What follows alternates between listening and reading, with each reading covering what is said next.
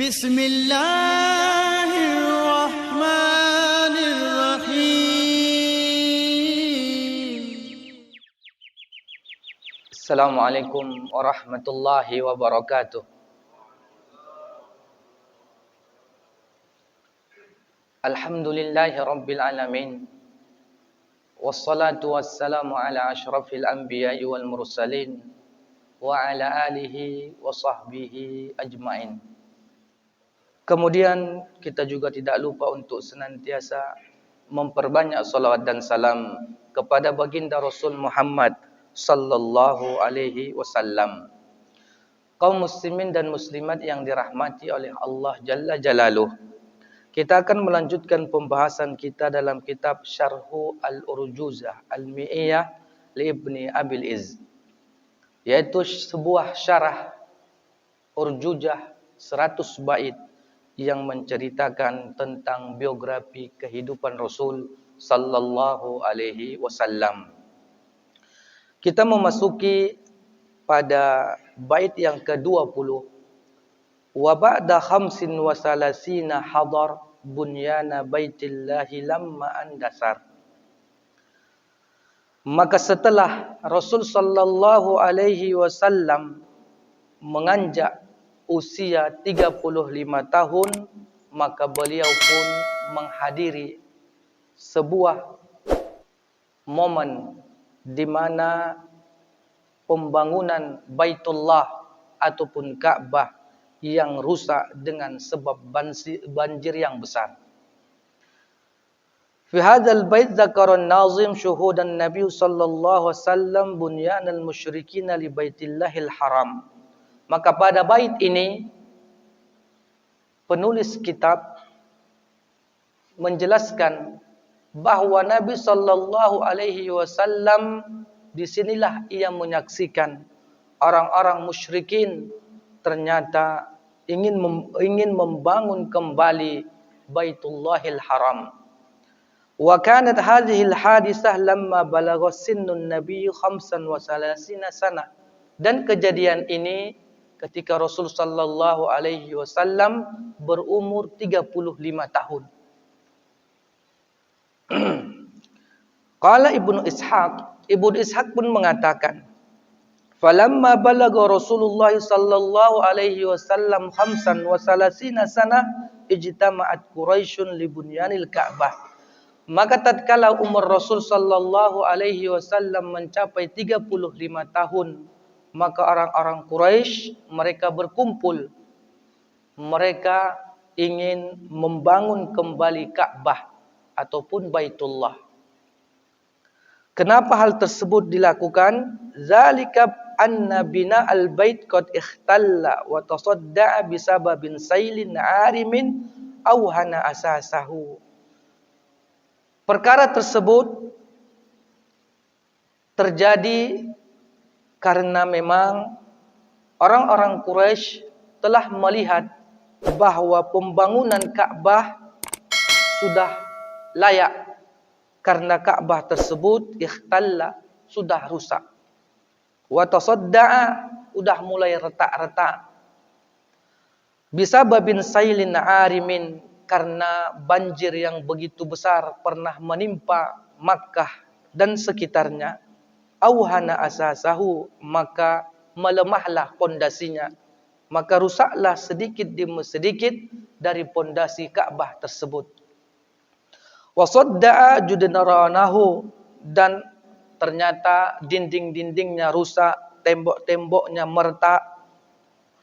Fahtaja ila ayyu'ada bina'uhu min jadid, maka dibutuhkanlah agar orang-orang yang hidup di sekitaran Ka'bah tersebut kembali membangunnya dengan bangunan yang baru. Wa kana alaihi salatu wassalam hadara dzalika wa syahidahu, dan momen tersebut Rasul hadir dan menyaksikan dengan mata kepala. Bal sabata annahu sallallahu alaihi wasallam kana syaraka fi naqlil hijarah. Bahkan ada sebuah hadis ataupun riwayat fi sahihain, di dalam Sahih Bukhari ataupun Muslim, Rasulullah ikut serta dalam menukilkan ataupun mengangkat, memindahkan batu-batu untuk menempelkannya ke Ka'bah. An Jabir ibn Abdullah radhiyallahu anhuma qala, dari Jabir bin Abdullah radhiyallahu anhuma ia mengatakan, lamma buniyat al-Ka'bah, maka tatkala Ka'bah itu dibangun, zahaban nabiyyu wa Abbas yang kulanil hijarah, ternyata Nabi dan Abbas ikut memindahkan, ikut mengangkat, ikut mengangkut batu-batuan untuk menempelkannya di Ka'bah. Faqala Abbas lin Nabi sallallahu alaihi wasallam, kemudian Abbas yaitu pamannya Rasul berkata kepada Nabi sallallahu alaihi wasallam, ij'al izaraka ala raqabatika yakika minal hijarah, buatlah atau ikatlah kain sarungmu pada lehermu biar dapat melindungimu dari bebatuan. Fakharra ilal ardi wa tamahat ainahu ilas sama. Namun ternyata tiba-tiba Rasul sallallahu alaihi wasallam pun tersungkur. Ia jatuh pingsan ke tanah dan terbelalak kedua matanya melihat ke langit.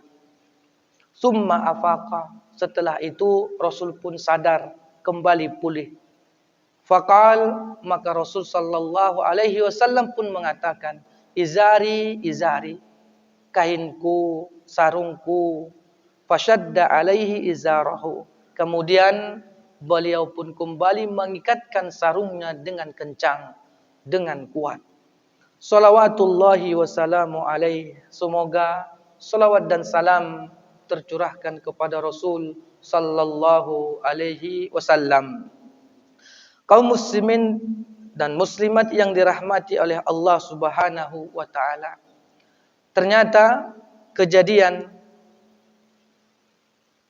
sebuah momen di mana Ka'bah ternyata sudah mulai butuh renovasi, maka mereka orang-orang Arab pun berkeinginan melakukan pembangunan ataupun kembali membangun Ka'bah. Namun ketahuilah bahwa ternyata orang-orang yang boleh ikut serta dalam pembangunan Ka'bah, ternyata mereka menggunakan harta-harta yang halal. Ada beberapa faedah dari pembangunan Ka'bah dan peletakan Hajar Aswad. Di antaranya yang pertama adalah orang Arab itu ternyata sudah dari dulu sadar adanya harta yang haram maupun harta yang halal.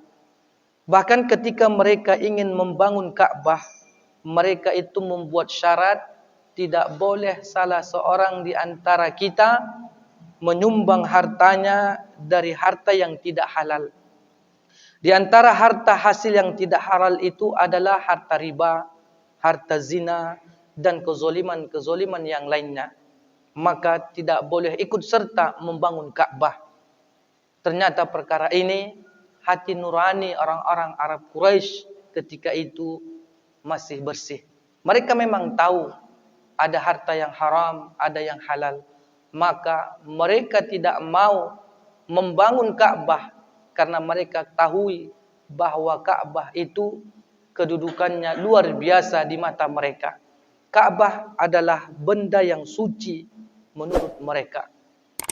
Maka mereka pun tidak mau sembarangan melakukan atau meminta atau open donasi dalam perkara-perkara pembangunan Ka'bah dengan serampangan.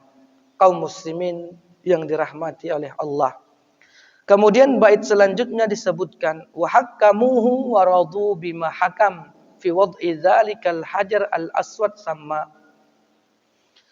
Maka mereka pun mengangkat Rasul sebagai hakim dan mereka ridha dengan keputusannya fi wad'i dzalikal hajar al aswad sama, di dalam meletakkan hajar aswad pada tempatnya. Apa maksudnya? Disebutkan kana qad hasala ikhtilafun syadidun bainal qabail min Quraisyin. Sungguh ternyata ketika pembangunan Ka'bah dimulai, namun di pertengahan jalan ada sedikit perselisihan di antara kabilah-kabilah. Lamma wasalu ila maudhi'il hajaril aswad, tatkala sampailah waktu ingin meletakkan hajar aswad, mereka berbeda, mereka berikhtilaf, berbeda pendapat siapa yang berhak meletakkan batu hajar aswad di tempatnya. Man minhum yadha'ul hajar al-aswad makanah, siapa di antara kita yang berhak meletakkan hajarul aswad di tempatnya. Maka lihatlah, ternyata pembangunan atau ketika niat kita baik dalam membangun masjid, Ka'bah atau tempat-tempat yang baik, jangan pernah menganggap jalannya mulus. Pasti nanti akan adanya percekcokan atau komentar-komentar yang tidak enak. Sebagaimana Ka'bah, orang-orang kafir Quraisy ternyata terjadi juga perbedaan ataupun perselisihan di antara mereka. Kenapa hal tersebut terjadi? Wahum ya'rifuna hurmata hadal hajar aswad wa makanatahu wa fadlahu. Karena mereka tahu hajar aswad itu memiliki kedudukan yang tinggi dan keutamaan yang luar biasa, dan mereka anggap benda tersebut adalah benda yang suci. Wa kullu qabilatin turidu an tuhza bihadha syaraf, dan setiap kabilah ingin mengutamakan kabilahnya agar bisa mengangkat dari hajar aswad tersebut. Mereka menginginkan atau ingin mendapatkan kemuliaan karena mengangkat hajar aswad tersebut. Maka di sini kita juga ketahui bahwa ternyata memang sifat manusia ingin membangga-banggakan dari sukunya. Namun hal tersebut haruslah sesuai dengan syariat Allah Subhanahu wa taala.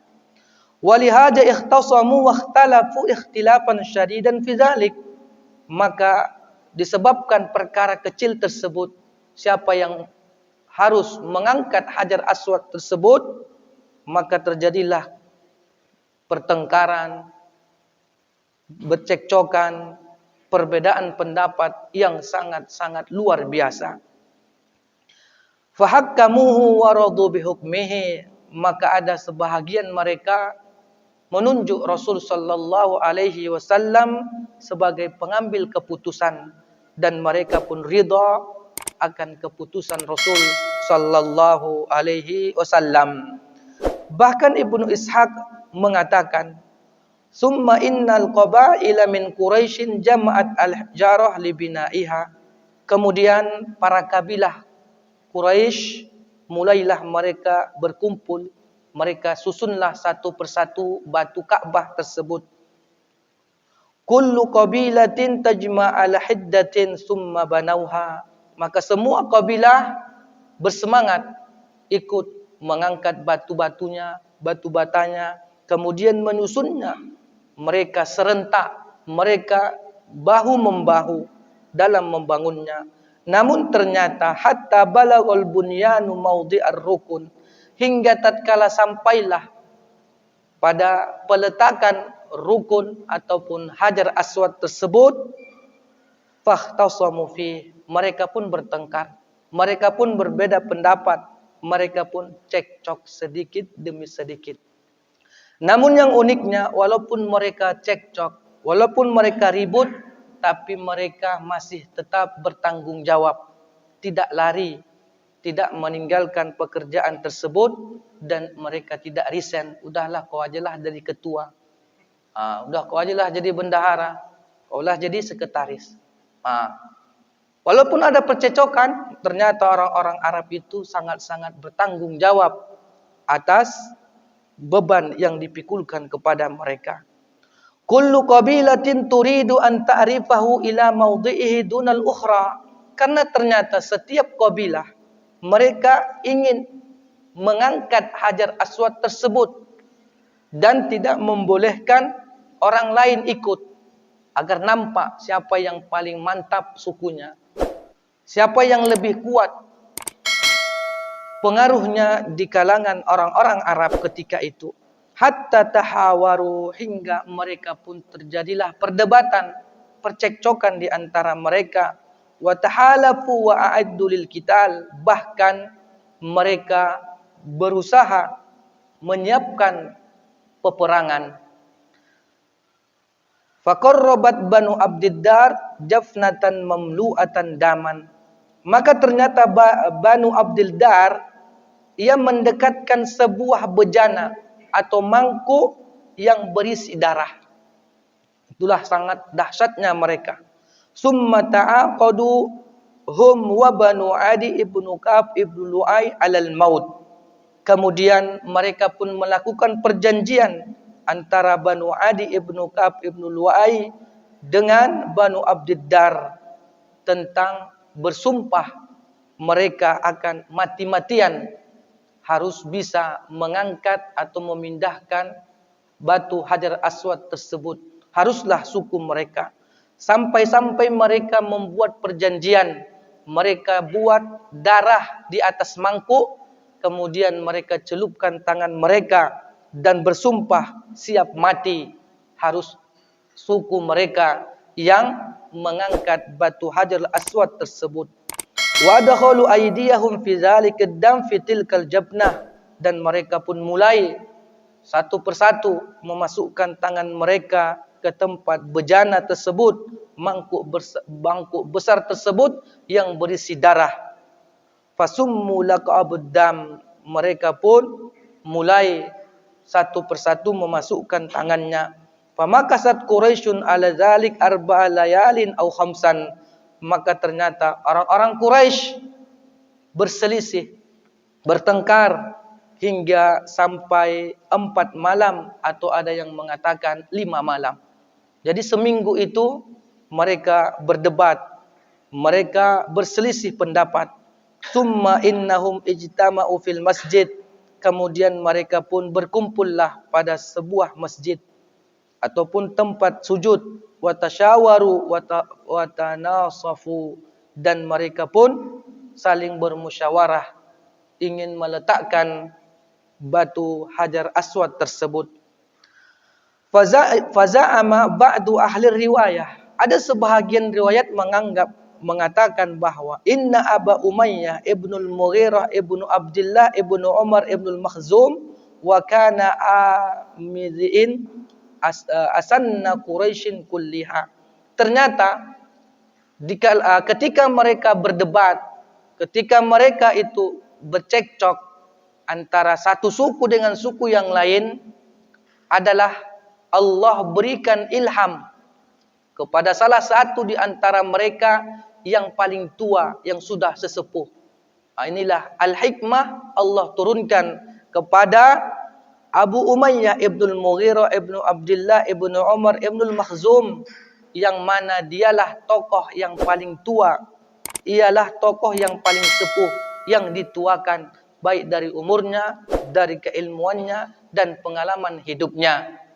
Maka ia pun mengatakan, ya ma'syaral Quraisy, wahai kaum Quraisy, ij'alu bainakum fima takhtalifuna fihi, hendaklah kalian membuat sebuah sayembara. Inilah yang Allah ilhamkan kepada Umayyah ibn Mughirah karena umurnya yang sudah tua. Awwala man yadkhulu min babil hadzal masjid. Jadi sayembaranya adalah siapa yang pertama kali masuk ke pintu Ka'bah tersebut, yaqdi bainakum fih, maka ialah yang berhak untuk mengangkatnya. Fafa'alu, mereka pun sepakat. Jadi sayembaranya ketika Umayyah ibn Mughirah mengatakan, kalau begini perkaranya, sudah hampir seminggu kita berselisih paham siapa yang berhak mengangkat batu Hajar Aswad tersebut, maka Umayyah ibn Mughirah pun mengatakan, yuk kita buat sayembara. Siapa yang pertama kali atau siapa besok hari, besok pagi yang pertama kali datang ke masjid tersebut atau ke Ka'bah tersebut, maka ialah yang berhak untuk mengangkat Hajar Aswad tersebut. Maka mereka pun sepakat. Ternyata fakana awwala dakhili alaihim Rasulullah sallallahu alaihi wasallam, dan keesokan paginya mereka melihat ternyata yang pertama kali masuk adalah Rasul sallallahu alaihi wasallam. Falamma ra'auhu qalu, maka ketika mereka menyaksikan, mereka pun mengatakan, hadzal amin, ini orangnya terpercaya. Rodina, kami ridho. Hadza Muhammadun, ini adalah Muhammad. Ternyata seluruh kabilah Quraisy ketika itu menjuluki Nabi kita Al-Amin, yang sangat terpercaya. Inilah akhlak Rasul sallallahu alaihi wasallam yang luar biasa sebelum ia diangkat menjadi Nabi dan Rasul. Ternyata ketika kita ingin menjadi ustadz, orang-orang besar, orang-orang terpandang, hendaklah sebelum kita diangkat atau dikenal menjadi seorang ustadz, seorang guru, ternyata sebelum itu kita adalah orang-orang yang baik, orang-orang yang memiliki akhlak yang luar biasa. Kenapa? Karena nanti kabilah-kabilah, suku-suku yang ada di tempat tersebut mengatakan rodina, kami ridho, dia menjadi ustadz kami, guru kami, dan lain-lain sebagainya. Falamma intaha ilaihim wa akhbaruhul khabar, maka tatkala selesai mereka melihat ternyata yang pertama kali datang ke Ka'bah itu adalah Rasul sallallahu alaihi wasallam, maka mereka pun mengabarkan kabar. Qal sallallahu alaihi wasallam, setelah itu Rasul sallallahu alaihi wasallam pun mengatakan, halumma ilayya sauban, halumma ilayya sauban, kalau begitu berikan kepadaku kain. Fa utiya bihi, maka Rasul pun diberikan kepadanya sebuah kain. Fa akhadha ar-ruknu fa wada'ahu fihi biyadihi, kemudian beliau pun mengambil rukun atau Hajar Aswad tersebut. Ketika Rasul sallallahu alaihi wasallam diperintahkan untuk mengangkat Hajar Aswad tersebut, beliau meminta kain. Mana kain? Maka didatangkanlah kain, dibentangkan. Kemudian Rasul sallallahu alaihi wasallam mengangkat batu Hajar Aswad tersebut ke atas kain.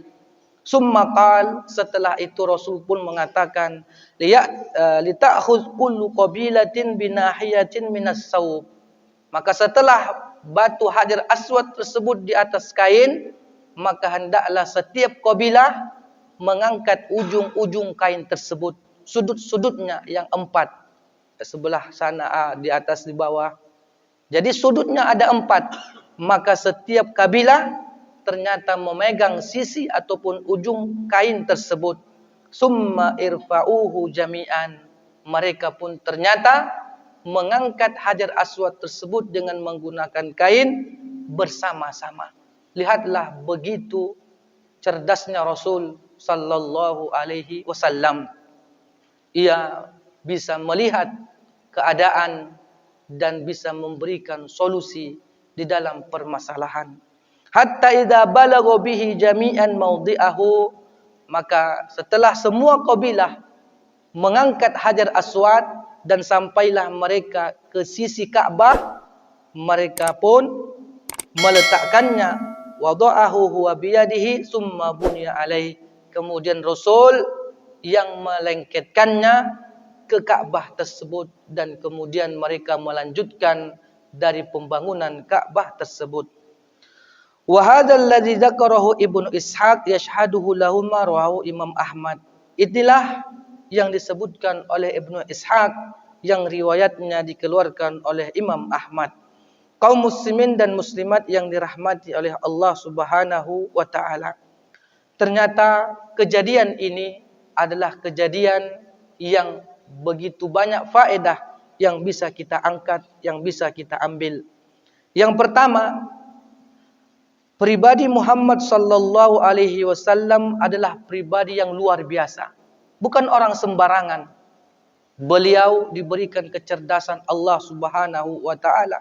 Bahkan saat ini ada peneliti-peneliti orang-orang kufar, peneliti-peneliti orang-orang barat meletakkan bahwa manusia yang berpengaruh di dunia ini dari zaman ke zaman yang paling dahsyat adalah Muhammad sallallahu alaihi wasallam.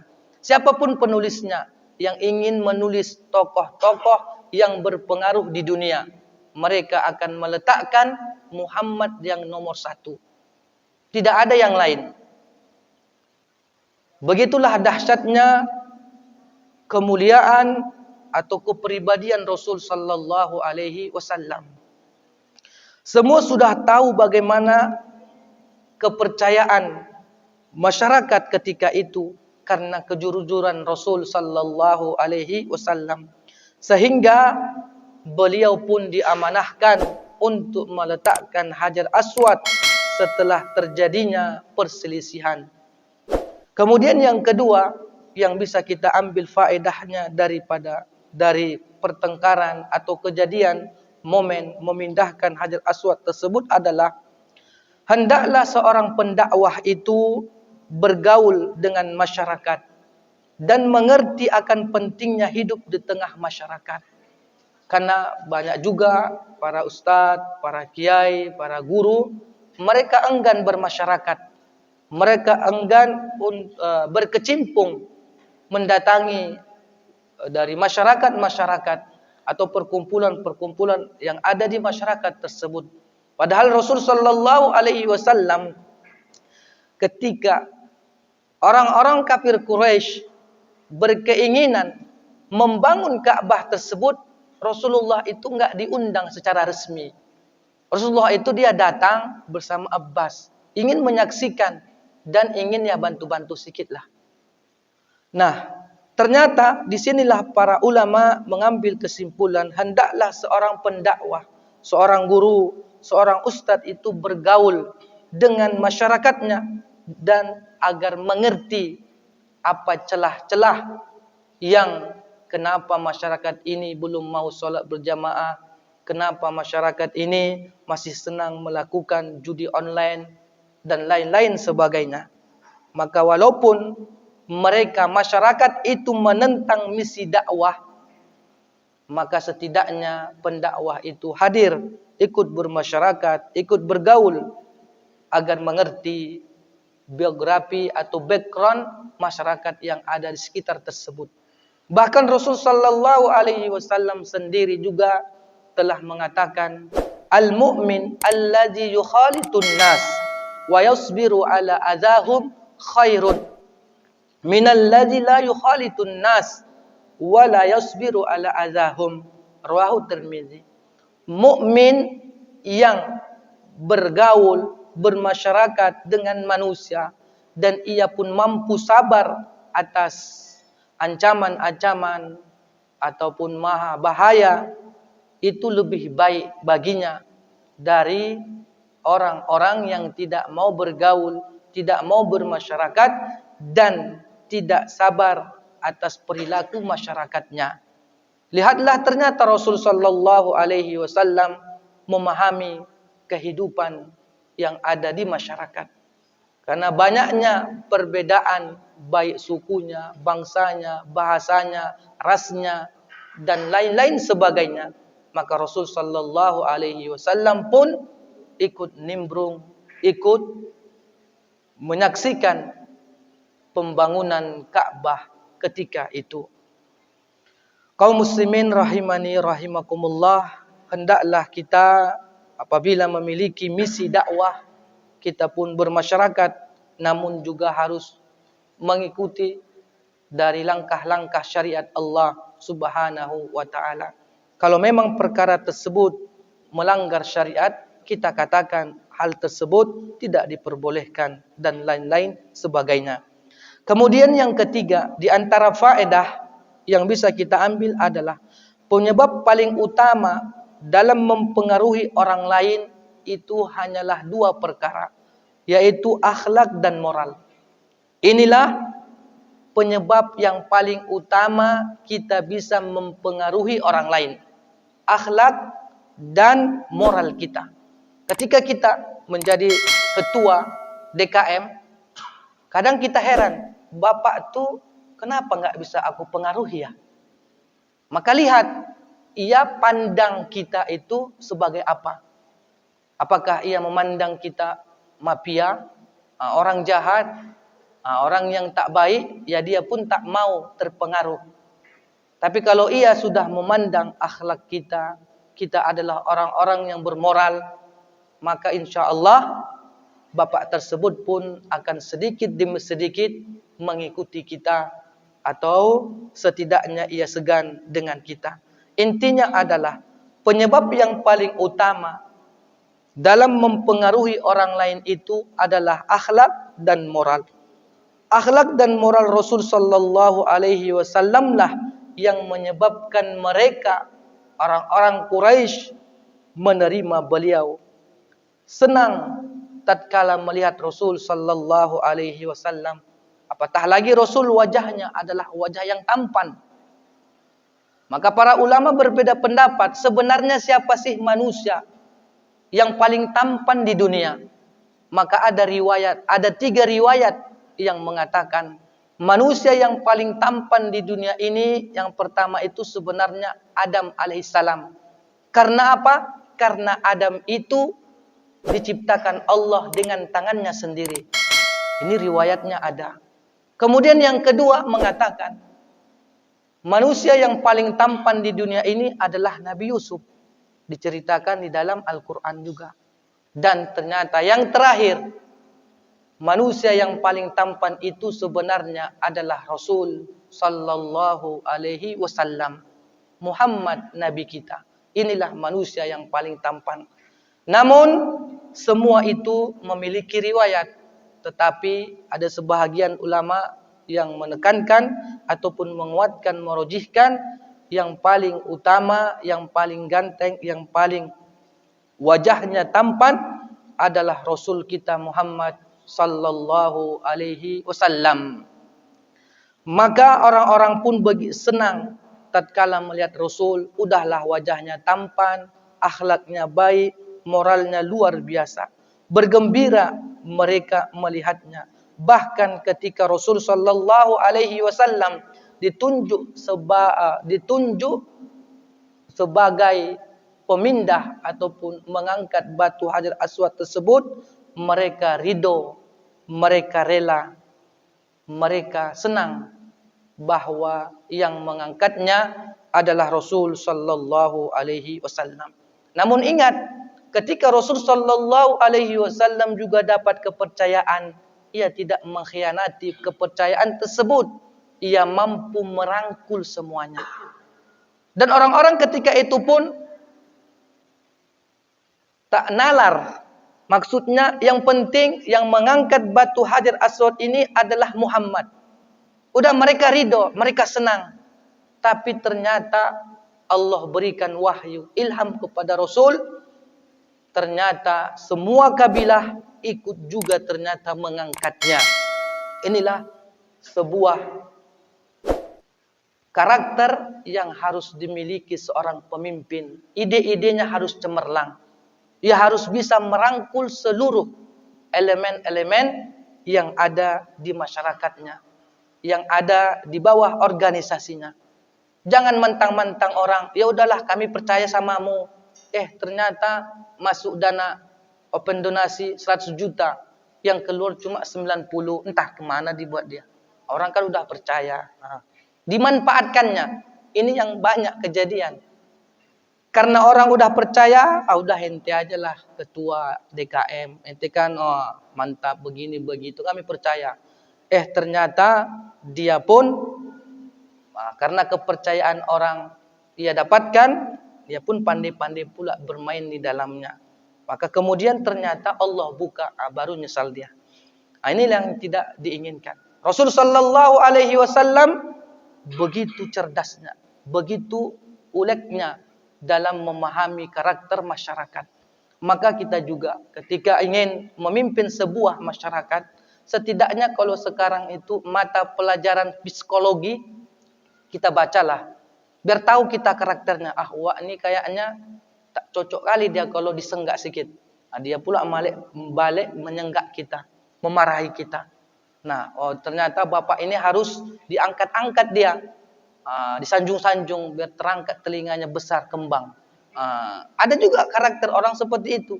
Biar semua oke, biar nyaman. Maka mungkin ketika kita ingin menjadi pemimpin, menjadi ketua sebuah organisasi, lembaga, atau yang lain-lain yang namanya organisasi, maka setidaknya kita membaca buku-buku psikolog seseorang tersebut. Agar apa? Agar kita mudah memahami perkara-perkara yang ada nantinya di dalam memutuskan sesuatu tersebut. Kemudian kaum muslimin yang dirahmati oleh Allah Subhanahu wa taala. Orang-orang kafir Quraisy diberikan penobatan sebagai pahlawan legendaris karena mereka menghalangi ataupun mampu mengganjal ketika tentara Gajah Abraha ingin merobohkan Ka'bah tersebut. Maka pahlawan legendaris yang membela Ka'bah ketika ingin diruntuhkan oleh tentara Gajah Abraha, mereka adalah kaum Quraisy. Ini dikenal di sentero tanah Arab bahwa pahlawan yang membela mati-matian Ka'bah tidak jadi diruntuhkan oleh tentara pasukan Gajah Abraha adalah kaum Quraisy. Maka begitu juga ternyata dalam pembangunan Ka'bah ingin meletakkan batu Hajar Aswad yang menjadi pahlawan legendaris, dinobatkanlah kepada Nabi kita Muhammad sallallahu alaihi wasallam. Itu sebelum Rasul diangkat menjadi Nabi dan Rasul. Itu mereka nobatkan. Ternyata Rasul sallallahu alaihi wasallam memiliki penobatan ataupun yang namanya rewat. Apa itu rewat? Penghargaan. Sebelum Rasul sallallahu alaihi wasallam menjadi nabi dan rasul, ia sudah dapat penghargaan Al-Amin, kemudian pahlawan legendaris. Itu Rasul sebelum diangkat menjadi nabi dan rasul. Maka hendaklah kita ketika ingin berkeinginan ingin menjadi ketua ini, ormas ini, pemimpin ini, setidaknya adalah catatan-catatan baik yang dinobatkan kepada kita. Jangan pula kebalikan. Wah ini ajalah kita jadikan ketua. Kenapa? Iya, uangnya banyak. Entah dari mana datangnya. Yang penting banyak uangnya. Penobatannya kan kayak gitu sekarang. Sekarang maunya yang menjadi RT, RW, kepala desa, dan lain-lain yang orang-orang kaya. Padahal kekayaannya itu ia ambil dari masyarakat secara zalim. Tapi karena dia kaya, mereka buatlah kaedah kalau dia kaya, kayaknya sedikit dia korupsinya. Enggak tahu orang tuh, lebih cerdas lagi dia nantinya meraup harta masyarakat tersebut. Inilah yang banyak tertipu kita yang terjadi saat ini. Tapi mudah-mudahan Allah Subhanahu wa taala memberikan kepada kita pemimpin, ketua yang benar-benar amanah. Dan yang terakhir, Nabi sallallahu alaihi wasallam ternyata dari semenjak kecilnya sudah dijaga Allah Subhanahu wa taala. Rasul, nabi yang mulia, dari kecilnya sudah dipelihara Allah Subhanahu wa taala. Ketika di awal-awal kita tahu Rasul sallallahu alaihi wasallam hatinya dibelah 2 kali sebelum diangkat menjadi kenabian, dan ini semua adalah penjagaan dari Allah Subhanahu wa taala. Maka kita berharap ketika kita memiliki anak banyak, entah ada 3, 4, 5, maka mari kita jadikan satu anak itu berkhidmat untuk agama kita. Kita mati-matian, kita jadikan satu anak kita, ini memang aku kasih, aku infakkan untuk agama Allah. Macam mana pun caranya. Kita jaga dia, kita bimbing betul-betul agar dia nantinya menjadi ustaz, menjadi kiai, menjadi guru agama, menjadi orang hebat. Jangan pula semua anak kita buat kau jadi apa aja lah, jadi security, jadi polisi. Itu semua. Enggak ada satupun yang kita impakkan anak kita untuk membela agama Allah. Maka kita berharap ada di antara kita yang mau mengimpakkan, menyedekahkan anaknya untuk dijadikan hafiz Al-Quran, hafal hadis, belajar bahasa Arab, dipondokkan, dan lain-lain sebagainya. Kadang orang tua ini yang nggak mau sebenarnya kebanyakan. Dia takut, nanti apa pula makannya. Ini yang jadi masalah. Padahal kita usahakan pun dia, kok nanti masuk security lah, jadi polisi. Nggak juga dapat. Putus asa anak tuh. Nah, ini yang jadi masalah. Kita berharap ada di antara anak-anak kita yang kita sedekahkan, kita impakkan. Kok bisa kita antarkan ke pondok pesantren? Nah, ini jadikan dia sebagai orang-orang yang bermanfaat. Nah, kalau kita di satu desa itu ada 100 kakak, satu anak satu kan udah 100 orang.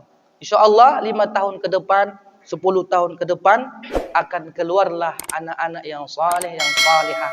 Dan kampung tersebut, negeri tersebut akan menjadi kampung yang baik, tentram, damai, yang memang benar-benar sesuai dengan perintah Allah Subhanahu wa taala.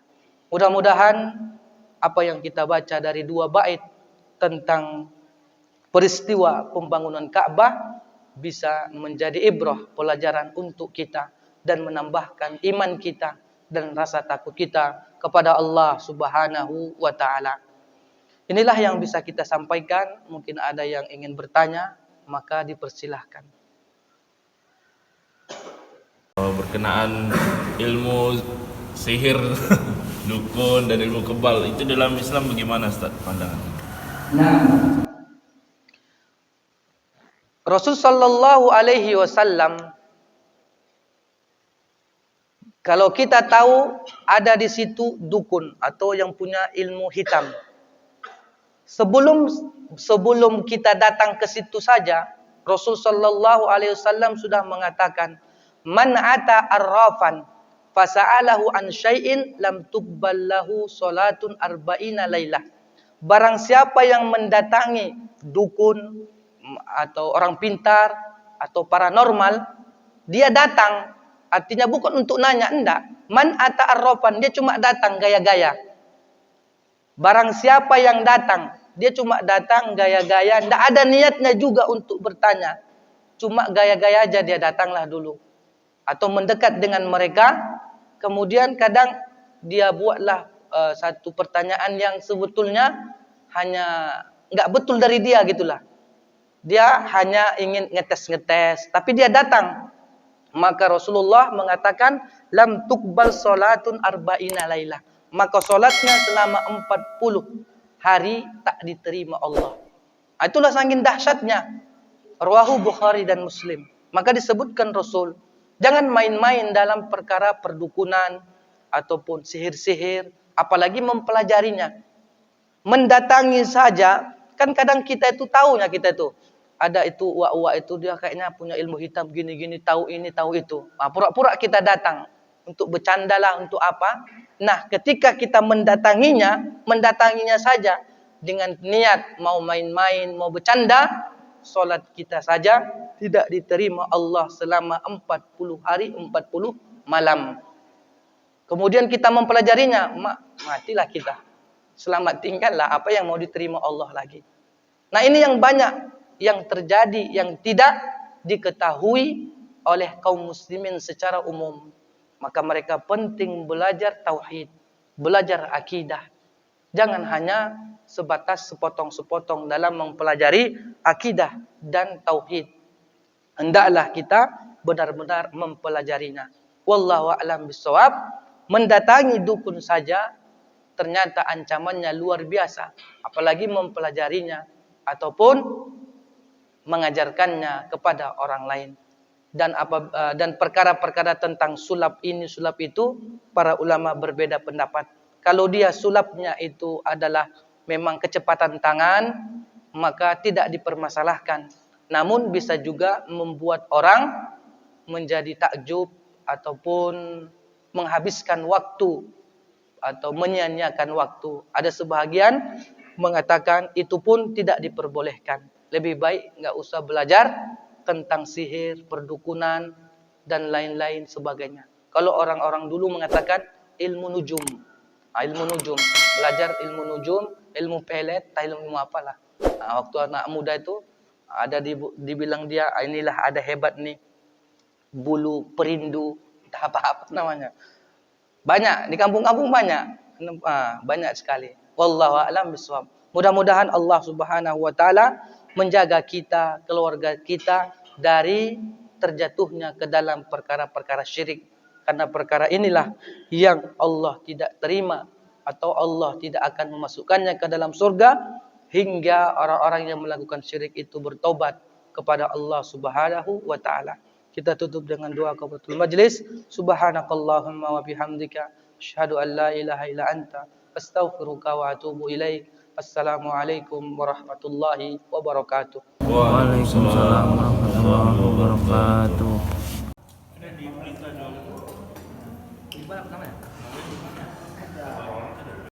Kadang kita enggak tahu juga kita kan di luar kayak nasi padang katanya. Di Bandung ada yang tahu.